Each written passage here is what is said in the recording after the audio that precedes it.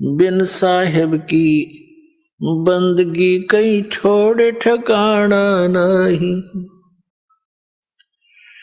जैसे मोती ओस का ऐसी तेरी आव, कहे कबीर करो बंदगी बोर न ऐसा दाव। पुण्यात्मा, हम सभी प्राणी यहां काल के जाल में बुरी तरह जकड़े हुए हैं। ऐसा सुनियोजित षड्यंत्र है इस काल भगवान का। ये जीव सतर की बुद्धि इसको समझ नहीं सकती। परमेश्वर ने आकर के स्वयं ये ज्ञान बताया कि तुम यहां रह रहे हो, ये तुम्हारा ठिकाना नहीं है और यहां कोई भी प्राणी सुखी नहीं है। और आप जी ने इस झूठे सुख को सुख मान रखा है। कौन से सुख को? किसी के पास संपत्ति हो गई ज्यादा, संतान हो गई, 2-3 अच्छा कारोबार हो गया। परमात्मा कहते हैं आपने इसी को सुख मान लिया। फिर हमें याद दिलाते हैं झूठे सुख को सुख कहे ये मान रया मन मोद, ये सकल चबीना काल का कुछ मुख में कुछ गोदे। कबीर परमात्मा कहते हैं कि आप जी जिस लोक में रह रहे हो ये काल का लोक है, कसाई का, और ये प्रतिदिन 1 लाख मानव शरीरधारी प्राणियों का आहार करता है और अपने आहार के लिए ही आप जी को यहां, जैसे कसाई बकरे पालता है, बकरियां पालता है, ऐसे आपको पाल रखा। ये आपको यकीन हो या ना हो, ये सच्ची बात समझ लेना। ये भगवान की बताई बात है, भगवान का दिया ज्ञान है और हम प्रतिदिन देख भी रहे हैं। ये कोई स्थान है? सारा जीवन हम संतान उत्पत्ति करते हैं, उनके प्यार में लाड में हम कितने मस्त रहते हैं, कितना अच्छा लगता है। 1 मिनट में या तो माँ मर जाएगी या बेटा बेटी मर जाती है। एक परिवार के 3-3, 4-4 सदस्य एक्सीडेंट में या किसी अन्य हादसे में खत्म हो जाते हैं और फिर क्या है, क्या बचा उनके पास? एक बहुत ही दुर्दांत कथा अभी पीछे पेपरों में प्रकाशित हुई थी। यहां सिरसा सच्चा सौदा सिरसा वाले का कोई सेवक थे और सत्संग सुनकर आ रहे थे। उसके बताते हैं कितने 10-12 सदस्य थे, वो सारे के सारे मर गए, एक बूढ़ा जीवित रह गया। ये कोई जीवन है? तो परमात्मा हमें याद दिलाते हैं कि आप यहां कसाई के लोक में रह रहे हो और इसने आप जी को केवल इसलिए पाल रखा है जैसे कसाई बकरे पालता। उसका उद्देश्य क्या होता है? अंडरस्टूड है। और आपकी बुद्धि केवल जीव सतर की है, इसलिए परमात्मा ने आकर अपने बच्चों पर दया करी कि आप मेरी शरण में आओ। कबीर साहब कहते हैं फिर आपके ऊपर काल का जो प्रभाव है वो निरस्त हो जाएगा। फिर आप काल के मुख में नहीं जाओगे, आपको काल नहीं खा सकता। आपके बच्चों की सुरक्षा करेगा परमात्मा, आपकी सुरक्षा करेगा। यदि आपने इस गंदे लोक में भी कुछ भौतिक और सुख प्राप्त करना है तो भी परमात्मा कबीर जी की शरण में आकर आपको यहाँ का वो सुख भी मिलेगा, आपका परिवार भी सुरक्षित रहेगा लेकिन इसमें सबसे प्रथम मर्यादा बताई है परमात्मा ने। कबीर साहब ने कहा कि जब तक हंसा हमरी आना और काल लगे नहीं तेरा बाना, पग पग पर यूं तक तक मारे काल अचानक बाणा। अचानक तीर मार देता है कोई भी कारण बना करके, ये मृत्यु कर देता है। कबीर साहब कहते हैं जब तक हंस मेरी मर्यादा में रहेगा, इस नाम का निरंतर स्मरण करता रहेगा, सतनाम का, उस पे काल का अटैक नहीं हो सकता। तो पहले तो आपने ये भी देखना पड़ेगा कि जिन बच्चों को आप अपना मानते हो, आपका इनमें मोह ममता है, तो इनकी सुरक्षा के लिए भी परमेश्वर कबीर जी की शरण की आपको आवश्यकता है। अभी तक तो उस परमात्मा की इस यथार्थ भक्ति का कोई जानकार नहीं था, अब इस दास को भेज दिया है, अब इसका लाभ उठा लो।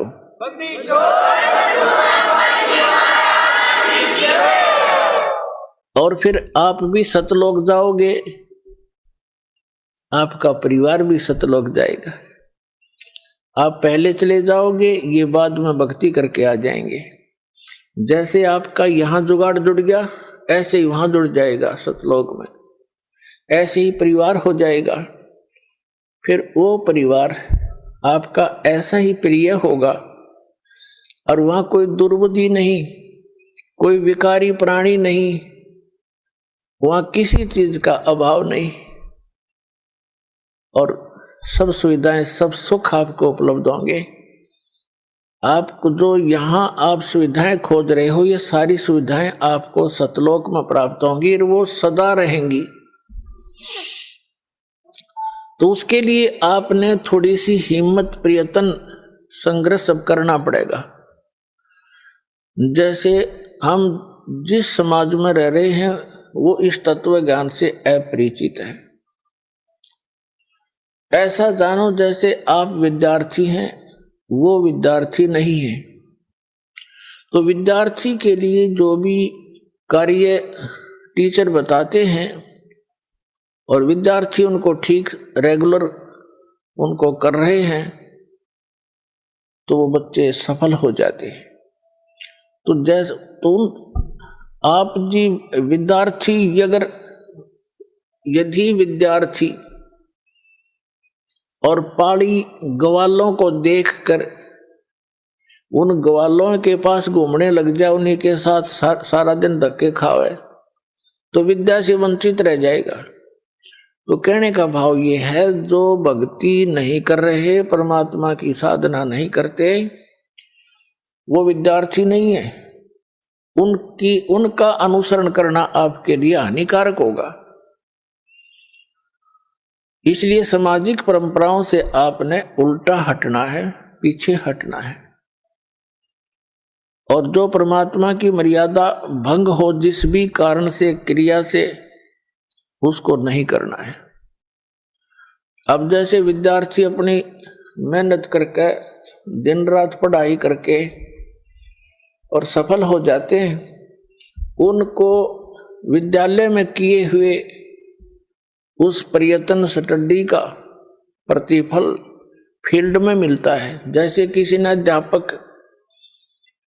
अध्यापक की ट्रेनिंग की है, तो उस विद्यालय में नहीं अध्यापक की सुविधा उसको बाहर फील्ड में मिलेगी, अन्य स्कूलों में अध्यापक लग जाएगा। किसी ने डॉक्टर की ट्रेनिंग की है, किसी ने इंजीनियरिंग की है, या कोई अन्य पढ़ाई पढ़ी है, तो उसका किया हुआ विद्यालय से बाहर मिलता है। इसी प्रकार आप जी जिनको मानव शरीर प्राप्त है, वो प्राणी विद्यार्थी हैं। इनकी पोशाक भिन्न है अन्य प्राणियों से। तो इसकी ये मोटी पहचान है कि जिनको मनुष्य जीवन प्राप्त है, उनको परमात्मा पाने वाले विद्यालय के अंदर प्रवेश प्राप्त हो चुका है, और उनको सब सुविधाएं प्राप्त करा दी हैं घर वालों ने, तो ये समझ लो। और वो बच्चे फिर अपना उद्देश्य भूलकर सांग सिनेमा देखते हैं, शराब पीते हैं, कोठी बंगले बनाने में अपना जीवन नाश करते हैं, तो विद्यार्थी ठीक नहीं, वो महामूर्ख व्यक्ति हैं। इस ज्ञान से आपको ज्ञान होगा, विश्वास होगा कि क्या बताते हैं परमात्मा, सर्व सोने की लंका होती व रावण से रणधीरम, एक पलक में राज बिराजी जम के पड़े जंजीरम, मन तू सुख के सागर बसरे, भाई और न ऐसा यश रे। अब यहाँ की जो झूठी महिमा यश प्राप्त करने के चक्कर में इसे अनमोल जीवन को हम बर्बाद कर जाया करते थे। अब इस ज्ञान की रोशनी में हम यह ठोकर खाएंगे नहीं। ज्ञान इसीलिए दिया जाता है कि भटक ना जावें और भटके हुए ठीक ठिकाने आ जावें। तो क्या बताते हैं कि सर्व सोने की लंका थी, रावण से रणधीरम, एक पलक में राज विराजी, यानी राज्य से विहीन हो गए एक पल में, और फिर यम के पड़े जंजीरम, यम के दूत जकड़ के ले गए उसको, रावण को। परमात्मा कहते हैं आप जी यहां परमात्मा की इच्छा छोड़कर सतलोक जाने की इच्छा के अतिरिक्त अन्य जो भी इच्छाएं पाले बैठे हो, आपके लिए बड़ी भयंकर है ये। आप बालक हो, परमात्मा कितनी बार आए हैं, असंख्यों बार यहाँ आ लिए अपने प्यारे बच्चों को इस कष्ट से निकालने के लिए, लेकिन काल भगवान ने, यहाँ के स्वामी ने हमारे को इस झूठे सुख की भांग प्या रखी है। इस भांग के नशे में हम परमात्मा को ना पहचान पाते हैं, ना अपने कष्टों को कष्ट जान पाते हैं। इस तत्व ज्ञान की रोशनी से यह भांग उतरेगी और ये नशा आपका कम हो जाएगा, रात को भी निद्रा आनी बंद हो जाएगी। परमात्मा की ये जो ज्ञान है, परमात्मा की महिमा आपको रह रह कर याद आओगी। जैसे किसी को टेंशन हो जाती है तो एक दिन आपकी ऐसी स्थिति हो जाएगी, कबीर साहब कहते हैं कि जैसे पर घर पावना रह उठाए चित, एक समय आपकी ऐसी स्थिति आवेगी जैसे आप जी किसी दूसरे कहीं चले गए, किसी रिलेटिव के यहाँ रिश्तेदारी में, और वहां आपको प्रार्थना कर देते हैं कि आज रुक जाओ, आप रुक गए, लेकिन आपको ये पता है कि यहां मैं ज्यादा समय का नहीं हूं, और अगले दिन आप चलने की तैयारी करते हो, उस दिन भी आपसे प्रार्थना कर लेते हैं कि आज जो रुक जाओ। अधिक प्रार्थना से आप रुक अवश्य जाते हो, लेकिन आपका मन आपके घर पे पड़ा होता है कि वो करना था, ऐसे करना था, ऐसे करना था। तो परमात्मा कहते हैं जब आपको यथार्थ ज्ञान हो जाएगा, आपका यहां से मन उठ जाएगा। जैसे पर घर पावना, दूसरे के घर में मेहमान, रह उठाए चित, इस दास आपको उस कबीर गॉड गिवन ज्ञान से इतना परिपक्व करना चाहता हूं कि आपकी आस्था उस सतलोक में दृढ़ हो जा, और जहां आशा ता बासा होई, मन कर्म वचन सुमरियो सोई। पुण्यात्मा, हमने जो भी ज्ञान मिला उसके आधार से हमने उसकी आस्था की। अभी तक हमने श्री राम, श्री कृष्ण, श्री विष्णु भगवान, श्री शंकर भगवान, दुर्गा माता, तीर्थ व्रतों का